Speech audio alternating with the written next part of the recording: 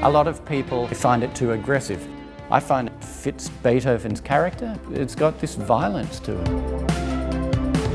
There is the rear view, yes. I'm a crap life model, I know that, but I'm a good entertainer. I think it was like Judd Apatow who said no one wants to watch a show about like happy people who have their shit together. Yeah. And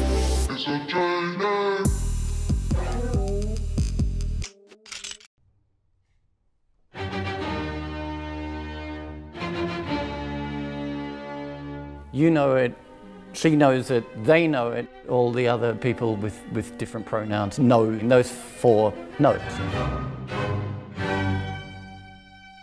Da da da da. That's them. It's possible that these 4 notes are the most discussed and unpacked 4 notes in the history of music.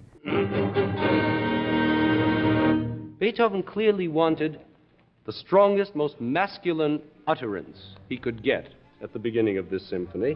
He was very political, so we can easily read that he's hell-bent with revolutionary zeal in this movement. But if we just do that, I think it's too prescriptive. Some suggest that it was actually a transcription, if you like, of a bird called the yellowhammer. Da-da-da-dum. Could sound like a bird, couldn't it? There are so many ways of interpreting these, let's call them 4 notes. Well, there are only 2 notes, but 3 of them are repeated. It's actually 5 notes if a rest can be taken as a note. They're so resolute, they're so determined, and yet so ambiguous. We don't even know what key we're in. He wrote a tempo marking. Imagine that's a metronome, which means, if you take his word for it, a lot of people shy away from it because they find it too aggressive. I find it, fits Beethoven's character, and it's got this violence to it. He was certainly tempestuous. He had, as we now call it, anger management problems. But he was bombastic, almost scandalously rude. But on the other hand, he had a great sense of almost old-fashioned morality. He was indeed a child prodigy, which isn't commonly known. He almost alone evolved a lot of musical structures that hitherto had been quite contained.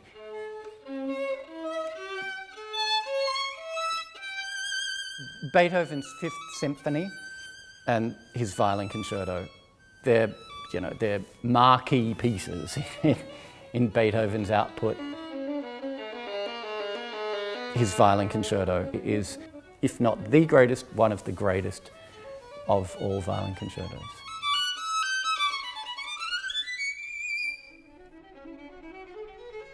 In my interpretation now, I've really underlined all the times he writes dolce, sweet. In the music, it's absolutely extraordinary. It's something like, in the first movement alone, it's something like 17 or so times.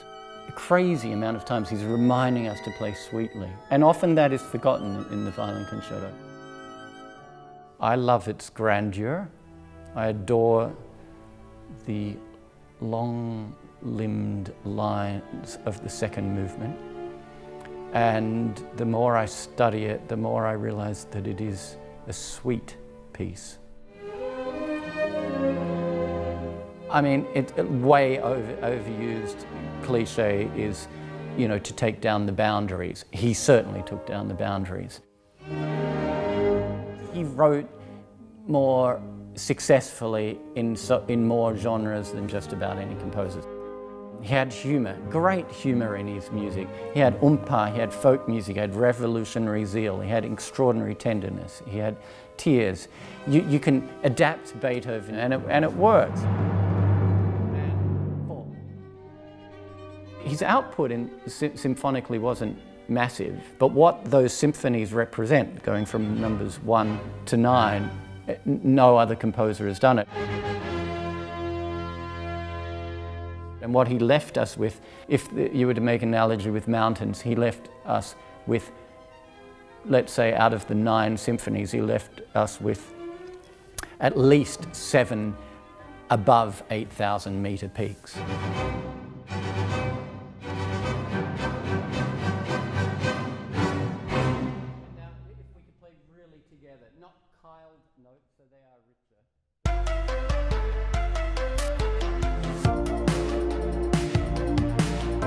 We decided that we wanted to follow around 6 YouTube celebrities over the course of a year and then make portraits of them. So not just a money cruncher, but a curry-munching money cruncher. As I'm going through bad stuff, I'll think to myself, well, this sucks and I'm crying and I really want to move through it, but at the very least, it'll be material one day. Drawing the human figure. It's been done since prehistoric times and is central to art schools everywhere. But life drawing classes can be a clinical affair, not to mention for a long time the exclusive domain of male artists. Enter Dr Sketchy's Anti-Art School. It's a mix of life drawing session and burlesque art party. So are the drawings better before or after the gin and tonic? Definitely after. So once I discovered this, it was like just a fabulous evening. I think I've missed one in the last 2.5 years. I've been several times before. This guy's new and he doesn't draw. Wouldn't miss one every time it comes around. It's just breaking away from the rules and having a bit of fun in the process. Eventually I hope to put a pen in his hand so that he actually will draw something. I'll probably just chew on it though. Why is it called Anti-Art School? There's no buzzers, there's no timers, it doesn't run as a class, there's no tutoring. We've really tried to dismantle every idea that there's a good and a bad art, and you've got a pen and a pencil in your hand, then you're doing it, you're drawing. Dr Sketchy's was started in 2005 by a 22-year-old art school dropout in a dive bar in Brooklyn. It started up in Molly Crabapple, who's an art activist, and I got in touch and said, Melbourne is too wonderful, we need it here. I was completely tired of my life drawing experience. So I started it up with her permission and we sort of schemed a bit, and then it just kept popping up around the world, and now I think there's over 200. There's Dr Sketchy's in Hollywood, Lima, Tokyo, even Antarctica. And after 13 years, Melbourne is officially the longest running branch. Well, we've been coming together for nearly probably 10 years. 10 years. We tell all our friends, and we've brought so many people to this. Yeah. Came to some life drawing classes here in Melbourne and they just weren't that interesting, and then I came to one of these. Yeah. It's like, all right, that's how you life draw. So we draw upon performers rather than life models. So from the world of burlesque, circus, we've had musicians, comedians, magicians, all different kinds of performers. They're out of their natural habitat. It's their job to move around and dance and be incredibly vibrant, and we're asking them to hold still for 2 hours.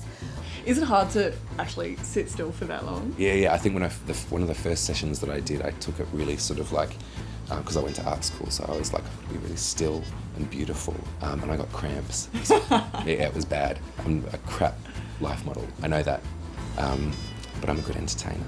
Being on stage at Dr Sketchy's, I find the atmosphere a lot more fluid.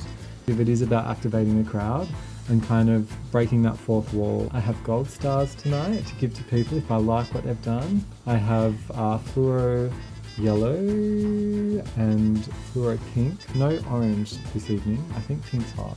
They come to Sketchy's for a reason. They come to be entertained. They come to be, you know, honoured as much as they're honouring us. It's a beautiful little relationship.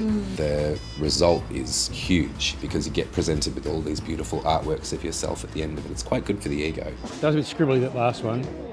That's Agent Cleve. There is the rear view, yes. Traditional life drawing classes, like you said, they're sterile, they're not sexy, and they're not meant to be sexy. But this is sexy.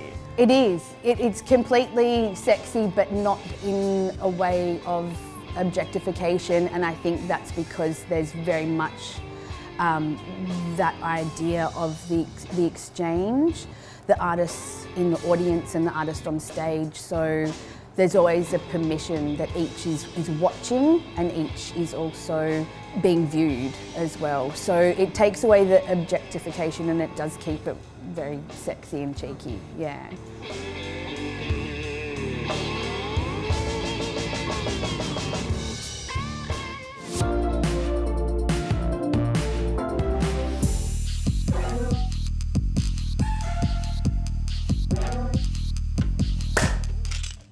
Hi, I'm Miff Warhurst, and this week on The Filter we will be discussing the art of self-disclosure. And the quickest way to explain what I meant by that is to introduce our panellists. Honor Eastleigh is a writer and podcaster whose latest podcast series, No Feeling Is Final, candidly documents her experiences with suicidal thoughts. Brodie Lancaster is a writer whose memoir, No Way, OK Fine, has been described as a deep dive into her psyche. And Dilruk Jayasinha is a comedian who draws material almost exclusively from his own personal hang-ups and background. I may have been raised in Colombo, but like this part is Aussie. Do you know what I mean? Well, artists have mined their own personal life for forever. How do you manage it? How do you know when, say, too far is too far? Mine's easy. As a stand-up comedian, if they're not laughing, it's probably too far. That's a good barrier to go, that didn't work, all right, let's move on. No, I think for me, I always use the barometer of if I was in the crowd, what would I want to hear? Me as a fan of me, if I was there, what do I want me to share this year? What's the new thing that I want to bring to the table? And that element of seeing it from the audience's point of view helps me kind of gauge, you know, what's too much. I got a gift, a voucher to go bungee jumping, right? And I finally, it was like a really exciting dream of mine, right? I looked into it, turns out can't do it, too heavy, which ironically made me want to throw myself off a bridge. I think a lot of it's about how you do it, right? Because your audience wants to feel like they're in safe hands, that they're going to go on a ride with you, they're going to go on a journey with you, but they're going to be okay in the process. Yeah. Well, that takes trust, though. They need to know that they can trust you. It's rather saying, hey, come down this dark alley with me and you're going to show something interesting. So they trust you to come. And if at the end of it there's nothing but something that makes you feel worse, they're not going to go back down that alley again with you. I mean, as a writer, I kind of find it's almost like the opposite. Like, there's quite a lot of distance between me and my audience. And I have to really push myself to tap into the stuff that I'm kind of more nervous to share about myself. Because I kind of think like, oh, if I speak really generally, more people have a chance to relate to it. Right. And then you end up kind of saying nothing because you're trying to appeal to everyone.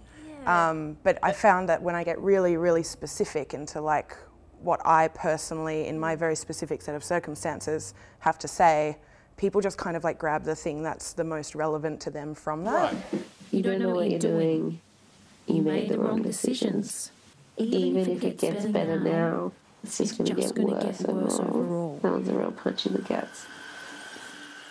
The voice is a car crash that lives permanently inside my head. And I am a rubbernecking onlooker, pretending to be walking to work, but really just wanting to get close enough that I can see how bad it really is. When it comes to self-disclosure, then you are mining some very dark stuff.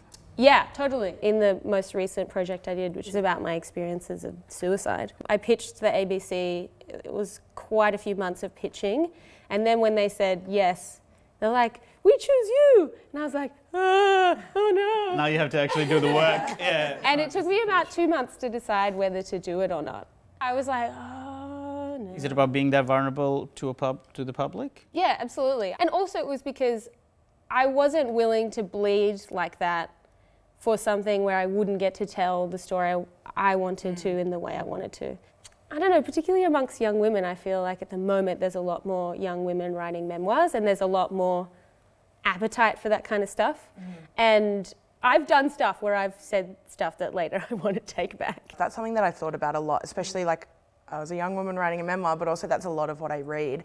And I'm really in two minds about it because on one hand I think that like memoir, essay collections, first person stuff by young women is such a big market and it's also fueled by the internet, and that's something that like women's first person stories on the internet have had such a big platform for a really long time that almost I feel like that's a way in for a lot of young women to get their voices heard, but that also then feeds this idea that the only things women have to write about are themselves, and like mining the hardest, most brutal parts of themselves. So then it's this, then we're trapped in this thing. Yeah, there's definitely an element of that I can relate to in terms of being a person of color, where the first few years of me doing stand-up, I actively avoided talking about being a brown guy because I knew that's what people were thinking as soon as I walked on stage, and I just wanted to know how to be funny, period, not just funny because he's brown. Do you know what I mean? And so I ended up talking about things that I not necessarily didn't care about, but were just quite broad, because once I realized, okay, I did an hour of comedy about my issues with weight, now I can talk about what it's like to be a, you know, an international student in Australia. So I needed that thing for myself to know that I don't have to be this one thing. Yeah, well, other comedians will talk about the fact that if you haven't worked through it before you take it to the stage, then you can't do it. For me, definitely perspective helps, especially with the idea of trying to find the funny in it. You know, it also does help in real life as I'm going through some bad stuff.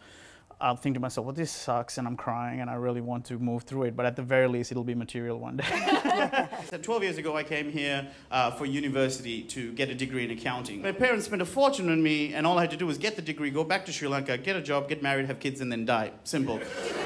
But things went off track for me in my first week of arriving here, because in my first week, I got introduced to draft beer and white women, and just all my priorities got reshuffled. I've talked about things in my shows that when they happen to me, I remember thinking, wow, I wish no one ever finds out about this. I used to drink a lot, and there was one particular incident after a work Christmas party at 5 p.m. daylight during summer. I stacked my pants, and I was on Spencer Street when it happened. It's a long story, but it ends up with me walking down the street completely naked, like trying to get home to the apartment, the house that you and I had lived in separate times. You know, the one off. Yeah.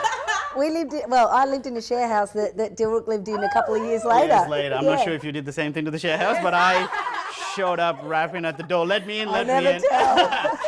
So as it happened, it was like my housemates knew, and I was like, I can't tell anyone else about it because it was so filled with shame. Of course. And then you fast forward 2-3 years later, all of a sudden, not only am I sharing it with people, people are laughing with me / at me, and I'm paying rent off the back of it. So it had this real kind of exciting sense of going, wow, this thing that I was bottling in and was festering in me is all of a sudden now something I can, you know, spin it in a way that I can get some joy out of laughing at myself. That idea of like taking the thing that was really shameful and other people being able to enjoy it in a way that you choose for them to consume it.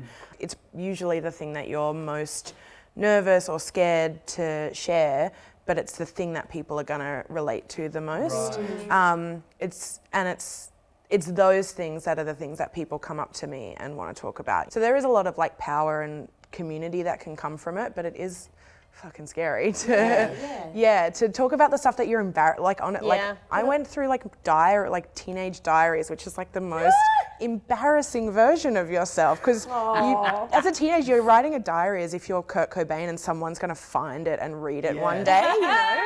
So dramatic. You're writing for an audience even though you're not really aware of it yet.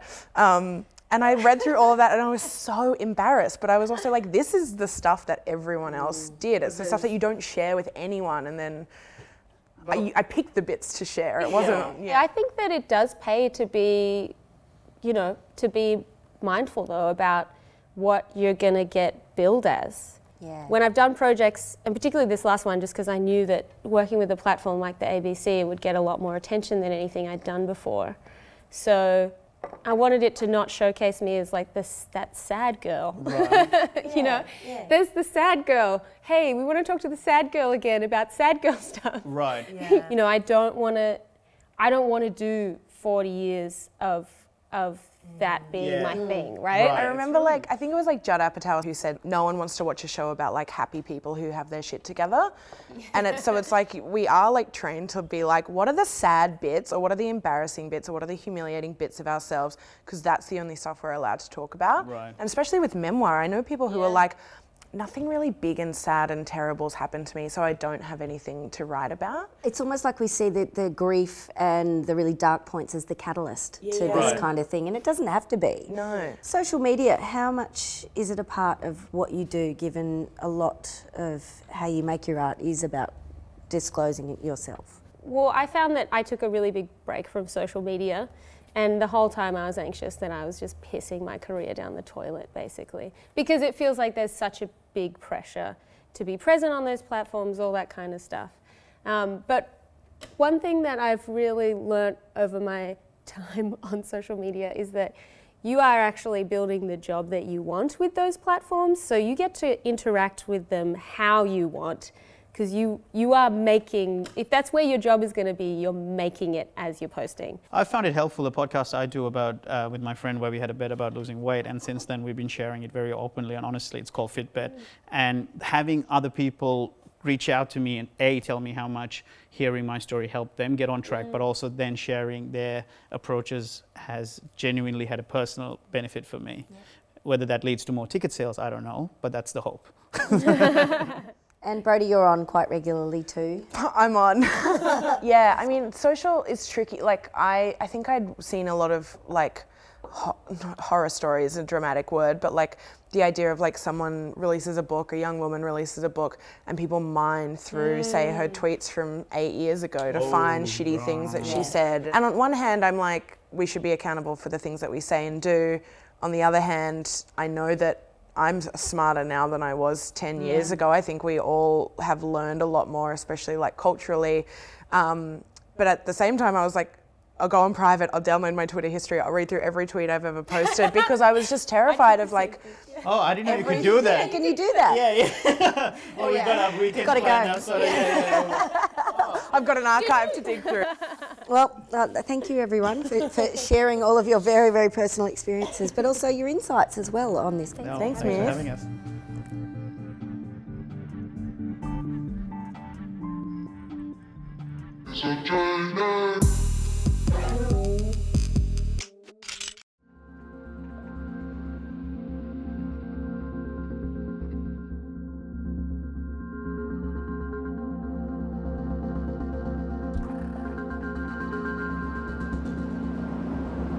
In a world now saturated with screens, is video art still radical? We now live as much online as we do offline. Early pioneers saw the internet as a techno-utopia for communication and the sharing of knowledge. But now, with our digital selves increasingly owned by global companies, how much has the internet become a dystopia? In this episode, you'll meet artists who work at the interface of art and the internet. I bet you've never seen anyone do this before. I could be called a post-internet video artist, mixed media artist, interdisciplinary practitioner, you know, all those buzzwords.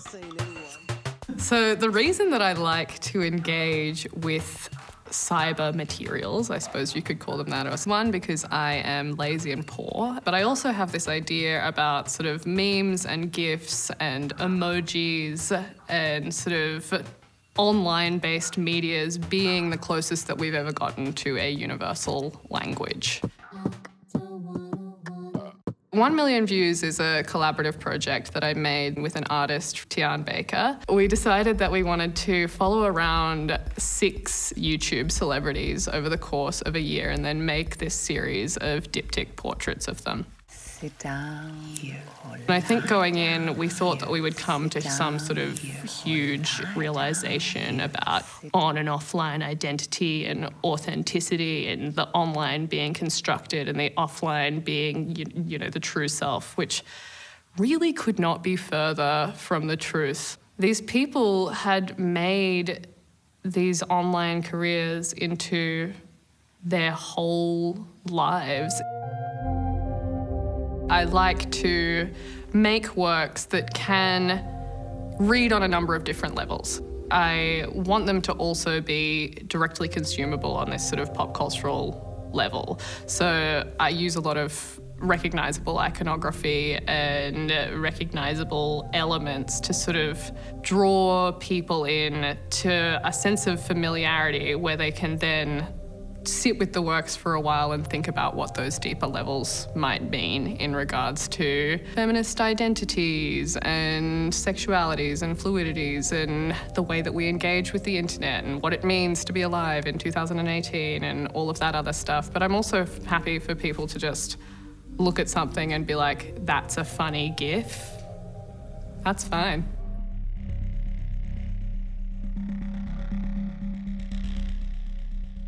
My mother is Filipino and I grew up in rural Australia. So my connection with the Philippines has always been one from a distance. Similar to Benji, my mother is Filipino. She moved to Australia when she was 21. My relationship to the Philippines is a distant one as well. So we collaborated with a video artist called Tristan Jala, and together we created this virtual space. And we kept on coming back to this reference of like the Pacific waste dump. If all of these materials and objects that had come from places of family and ancestry kind of washed up on the shore, like what would that look like?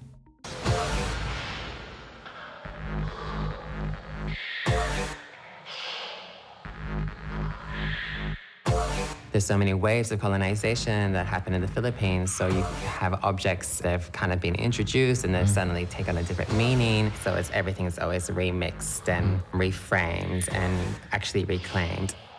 So you see floating denim bags that are very familiar to the feminine Filipino, but also you have these objects like a tabo, the bucket that you would wash yourself in the Philippines. For many of us who no longer live in the motherland, the internet becomes a way for us to connect. You know, a lot of young artists create their own imagined mythologies and their own characters, all these avatars. Our identities and performance, I think, comes from wanting to see yourself within the folklore or the history of your people. And I think that, especially for queer people who have been erased through colonization, the internet is a way to reclaim that space again.